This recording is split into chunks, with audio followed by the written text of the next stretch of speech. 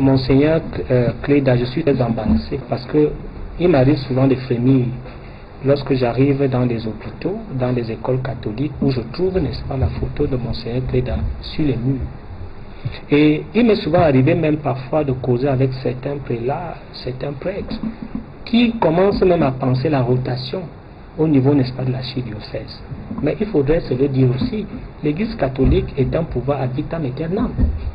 Monseigneur Cléda a remplacé par un mécanisme que je ne maîtrise pas très bien, Monseigneur Toumi.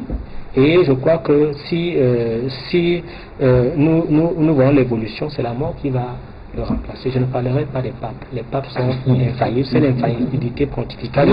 Et je crois que quand nous parlons aux Camerounais, nous devons donner l'exemple. Vous ne pouvez pas appartenir à un système d'infaillibilité pontificale, à un système d'exercice du pouvoir ad vitam aeternam, et demander qui est la rotation chez l'autre. Moi, je trouve que c'est un problème.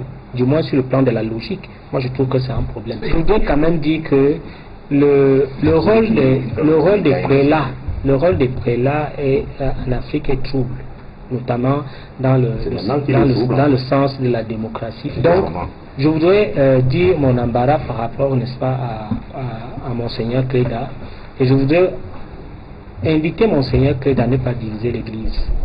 Il faut que l'Église soit unie. Des positions telles divisent, n'est-ce pas, les fidèles, divisent les ouailles. Parce que moi qui suis catholique, et qui suis, n'est-ce pas, membre de l'Église, croyant, fervent croyant, je me sens un peu embarrassé, être gêné lorsqu'il prend un camp.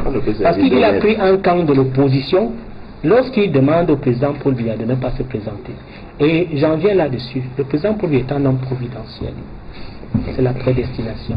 Parce que si vous regardez très bien l'évolution de ce grand homme, de cette sommité, vous allez constater qu'il a été conçu. Il est né pour le Cameroun, il est né pour le pouvoir.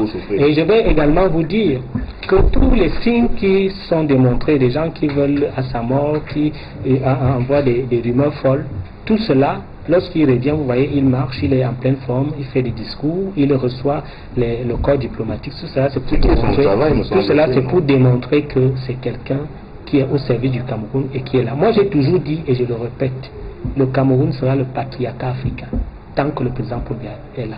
Tous les présidents africains viendront se ressourcer auprès de nous. On ne peut pas sacrifier. C'est impossible, M. Diou, de sacrifier une telle personnalité qui a de l'attraction, qui a un leadership mondial, ou même les présidents les plus capables. Vous avez vu, il a été l'invité d'honneur du président Poutine. Il est arrivé dans la salle, tout le monde s'est levé, on l'a acclamé. Je dis, on ne peut pas, n'est-ce pas, se servir d'une telle personnalité. Il sera candidat et nous allons le soutenir. Et toutes les voix éclairées du Cameroun vont le soutenir, le Cameroun profond. Parce que, comme vous le savez, c'est lui qui a le destin du Cameroun en main et c'est lui qui est un patriarche pour l'Afrique. Il faut toujours qu'il y ait une source. Il faudrait toujours qu'il y ait une origine où tous les enfants d'Afrique qui veulent apprendre, qui veulent connaître, qui veulent avoir les mystères du pouvoir viennent se ressourcer et le président Paul Biya est celui-là. Il sera candidat et nous allons le soutenir.